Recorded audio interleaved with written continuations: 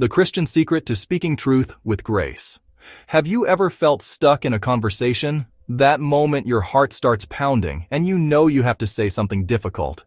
You have to speak the truth, but you're terrified that the moment the words leave your mouth, you'll damage a relationship you deeply care about. It feels like an impossible choice. It's like you're standing at a fork in the road. Down one path, you sacrifice truth to be kind and walk away feeling like a coward. Down the other, you sacrifice kindness to be true and risk sounding like a jerk. This dilemma is exhausting.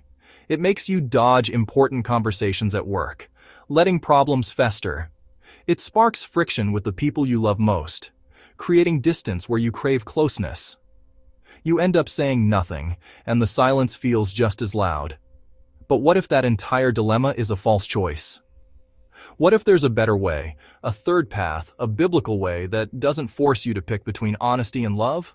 What if you could be both completely truthful and profoundly kind at the same time? The secret is tucked away in a powerful, yet often overlooked verse in the New Testament. It's Colossians 4:6, and it gives us a divine framework for navigating our most challenging conversations. This isn't just about being nice. This is a strategy for transformation. Understanding and applying this single verse can revolutionize how you communicate, turning potential conflict into opportunities for connection. Today, we're going to unpack it, piece by piece, and discover how to speak with power and with love. Part 1. The Foundation. Let your conversation be always full of grace. The Apostle Paul, writing from a prison cell, begins with a profound command. Let your conversation be always full of grace.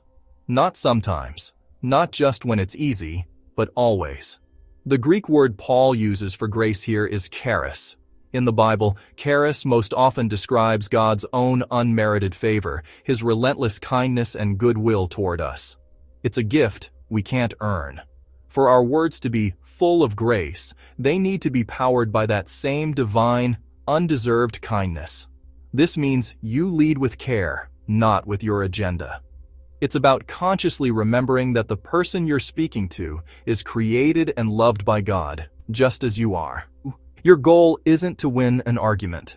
The goal of gracious speech is to build them up and preserve the relationship. Think about a doctor giving a tough diagnosis. A good doctor doesn't burst in and shame a patient for their illness. No, a skilled physician delivers the hard news with compassion and empathy. They create a safe environment for the patient to receive it. Grace is the bedside manner for our words. It's the kindness that makes a hard truth easier to swallow. Of course, Jesus was the ultimate model for this. The Gospel of John tells us he was full of grace and truth. A perfect, seamless blend. We see this beautifully in the story of the woman caught in adultery. Religious leaders drag her before Jesus, ready to stone her. They are full of condemnation, not grace. But Jesus first disarms the accusers. Then he turns to the terrified woman and says, "Neither do I condemn you."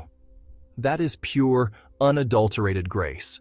It's only after offering this incredible safety that he speaks the truth.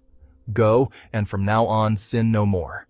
He didn't ignore the truth of her sin, but he delivered it on a foundation of grace.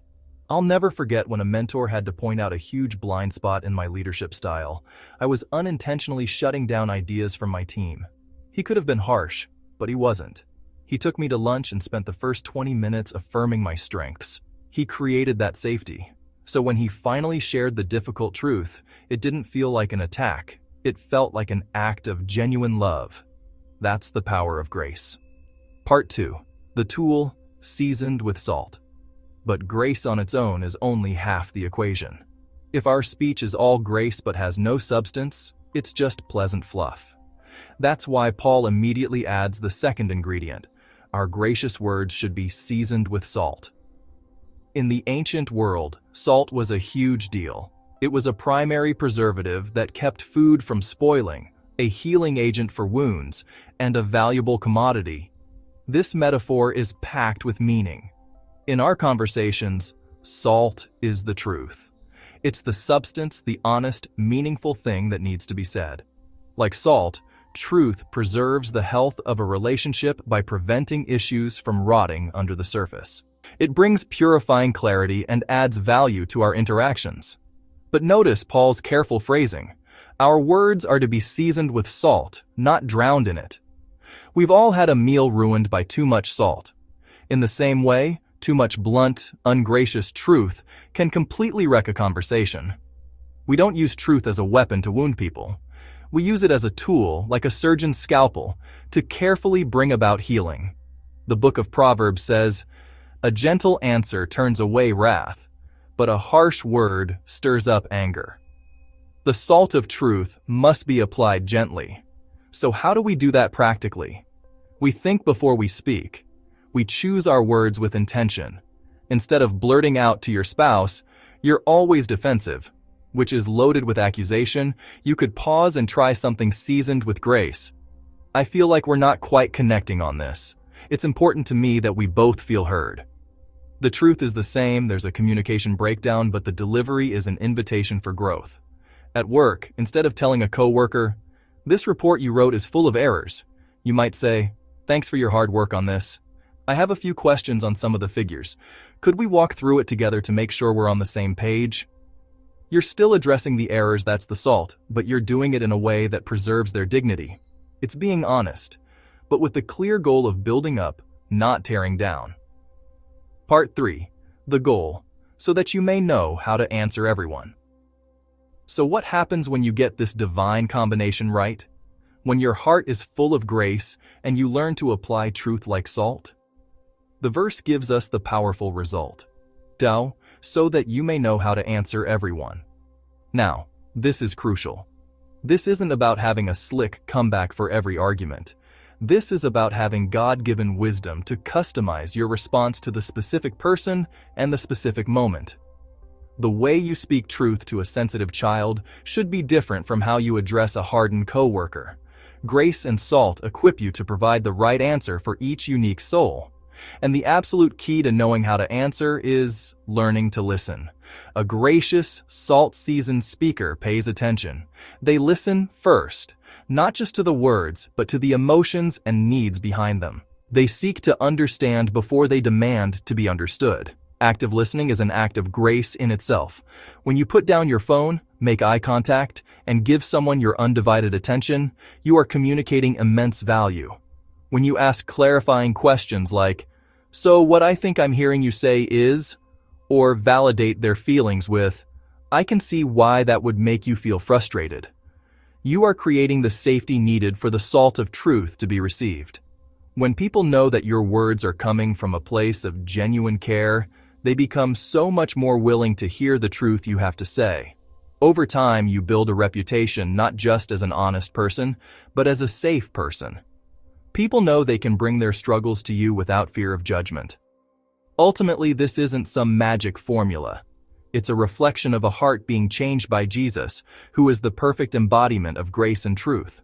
When our hearts are filled with God's word, our speech will naturally start to sound a lot more like His. Conclusion. So there you have it. The Christian secret to speaking truth with grace is a clear, three-part framework from Colossians 4:6. First, start with a heart full of grace, seeing the other person through God's eyes of love. Second, use truth as salt, not a weapon to wound, but a preservative to heal. And when you combine grace and salt, you gain the wisdom to give the right answer for each person. Here's your challenge for this week. Think of one important conversation you've been putting off. First, pray for grace. Ask God to fill you with His kindness and compassion for that person. Second, prepare the salt. Write down the core truth you need to communicate and practice phrasing it in a constructive way. Third, go have that conversation, committed to listening first. Make it your primary goal to understand their perspective before you share your own. If this breakdown was helpful, please give this video a like and subscribe. And finally, thanks for joining us. We'd love to hear from you in the comments at the open table. Let's make this a conversation. Which part of this is harder for you, leading with grace or seasoning with the salt of truth? And why do you think that is? Let's learn from each other.